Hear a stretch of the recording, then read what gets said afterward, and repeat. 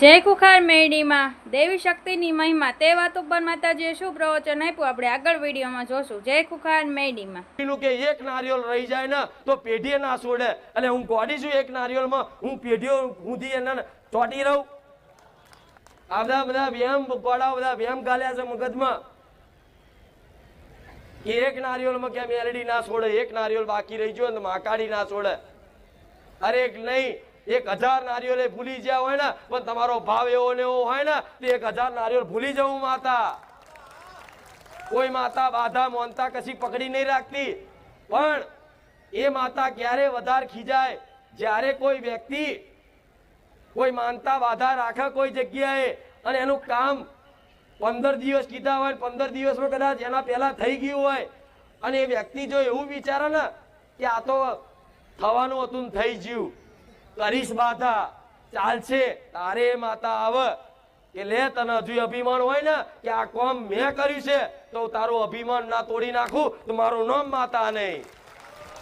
પછી કામ બગડે ને એટલે પાછો નારિયેળ વધેરવા જાય, તારો મારી ભૂલી જવું, સમજા પડી? એટલે આવા અત્યાર સુધી તમે જેટલી બાધાઓ મોનતાઓ નારિયેળો મોન્યા છે, મારા સાનિધ્યમાં આવો છો તો બધું માફ કરાવી દઈશ। બોલો વિશ્વાસ છે? વિશ્વાસ છે? તમારી માતાઓને કહી દઈશ કે જા તારા વડવા હોય જેટલા કદાચ ગુના કર્યા હોય, જેટલી મોનતાઓ બાધાઓ અને મોડવા કદાચ બાકી રહ્યા હોય, કોઈ વ્યવહાર બાકી રહી ગયા હોય, પણ આ તારા દીકરાઓ ખંચેરીને ખોરે લઈ લે, બધું છોડ દે, માફ કરી દે, જા। તો કાલથી તમારી માતા એ માફ કરી દે, કાલથી નવો હિસાબ ચાલુ કરવાનો, પણ નવા હિસાબમાં ક્યારેક પોતાની કુળદેવી જોડે માનતા રાખવી। આ દરેક દીકરા દીકરીઓ દરેકને જેટલાને મારો અવાજ સંભળાતો હોય દરેકને કહીશ, ક્યારેક પોતાની કુળદેવીની માનતા કે બાધા રાખવી। કેમ? કેમ?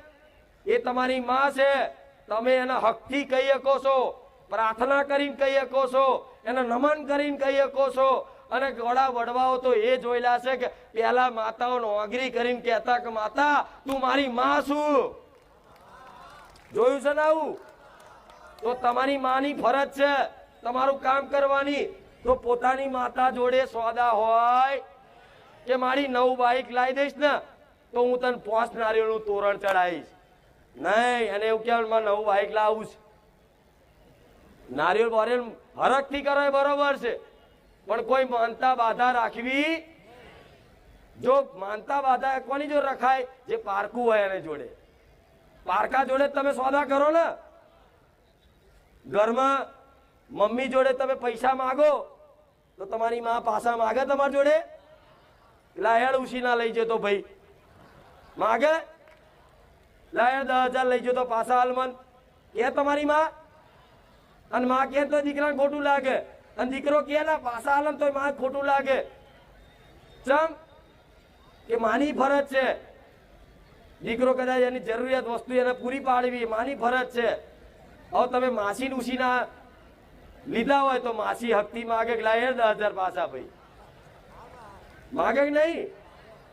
ચમ એ સંબંધ બી જુદો છે, એ માસીનો સંબંધ છે, અહીં માનો સંબંધ છે। એટલે તમારી કુળદેવી જોડે છે ને કોઈ આવા સોદા કરવા કે આ કામ થઈ જાય તો મારી નારિયેળ વધેરીશ, આ કામ થઈ જાય તો આ કરીશ, આ કામ થઈ જાય તો આ કરીશ, આ કામ ના થાય તો લગીન ચોખા નહીં ખાઉં, આ કામ ના થાય તો લગીન ચા નહીં પીવું, તો તમારી માતાને કહેતી ચા ના પીશ, ચોખા ના ખાઈશ, ચપ્પલ ના પહેરીશ, એ તમે જાતે બોલો છો, એક રાખો છો, પણ ક્યારે પોતાની કુળદેવી જોડે આવી ટેકો મોનતાઓ રાખવી? એને ખાલી પ્રાર્થના જ કરવાની કે માં આ થોડું કામ છે તો તને યોગ્ય લાગતું હોય તો તું કરી દેજે, અને ના કરે ને તો એની ઈચ્છા એમ કરી છોડી દેવાનું। પણ કુળદેવી જો સોદા કરવા તમે તમારા હરખથી 1 નહીં 11 નારિયેળ વધેરજો, હરખના હરખથી કે માં કોઈ ભૂલ ચૂક લે માફ કરજે, નારિયેળ વધેરું છું, ચુંદડી ઓઢારું છું, પેડા ધરાવું છું, નિવેદ આલું છું, આ હરખથી કરજો। શું કીધું? જાર ઈચ્છા થાય એવું નહીં કે 6 મહિને 12 મહિને દર રવિવારથી ઈચ્છા થાય, દર પૂનમે, દર તહેવારે ઈચ્છા થાય ને તોય તમારી કુળદેવીને નિવેદ ધરાવશો ને તો એનો દીકરો એનો વાલો લાગશે. સમજા પડે હું શું કહું છું? એ તો ક્યારે પોતાનું હોય એની જોડે સોદા કરાય. હવે તો તમે મને પોતાની મોની લીધી તો મારી જોડે ના કરાય.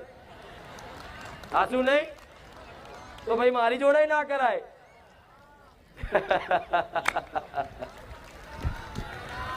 આ દેવી શક્તિની મહિમા સમજાવું છું તમને. એના સંબંધ તમે માં કહો છો, કુળદેવી માનો છો, તો માં તરીકેની જેટલું કર્તવ્ય તમારું હોય તમારે નિભાવવાનું.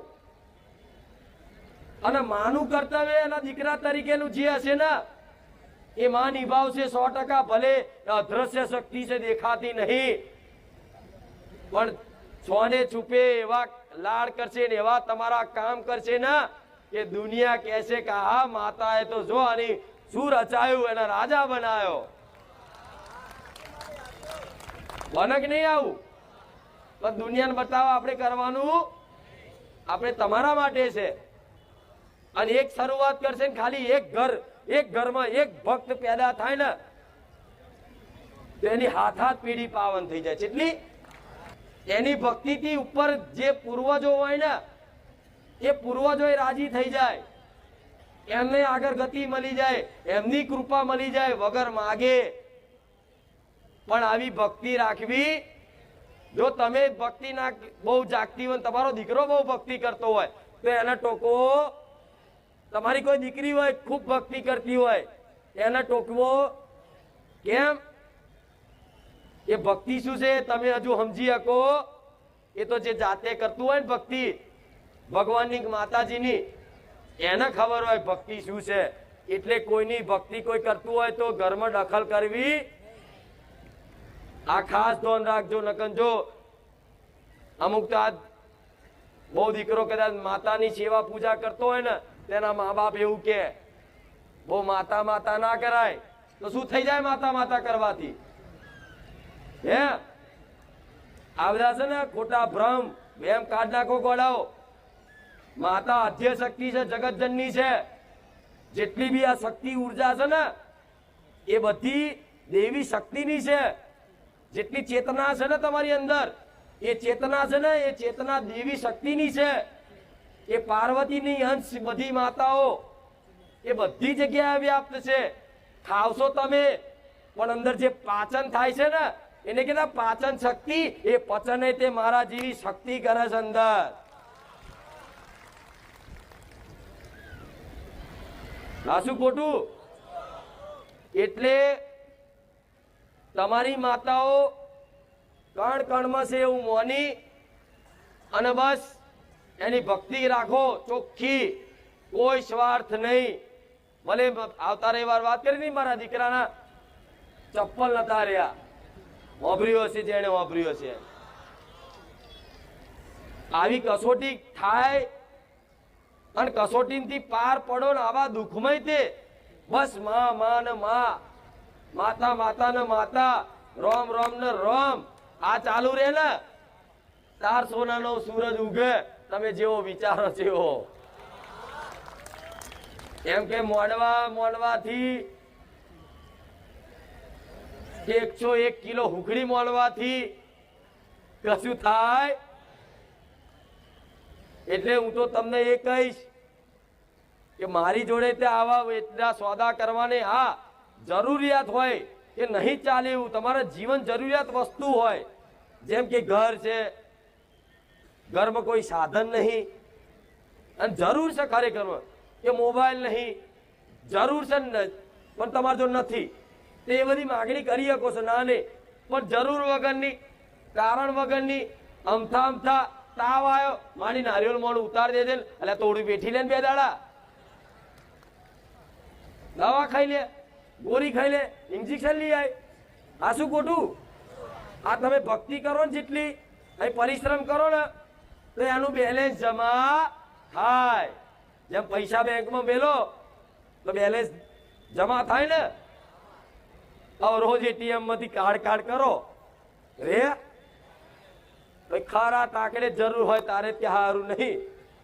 પણ જમાત રાખ્યું હોય, જમાત રાખ્યું હોય, જમાત રાખ્યું, કશું જ ના માગ્યું હોય તો માતાઓ તો વાપરી છે ને, આવું સત્યુગમાં જોયું હશે કે નિસ્વાર્થ ભાવે આમ કરી એવી ભક્તિ કરે ને તો માતા ભગવાન પ્રસન્ન થાય ને સામેથી કે બોલ દીકરા શું જોઈએ, તારી ભક્તિથી પ્રસન્ન થઈ કે છે ને.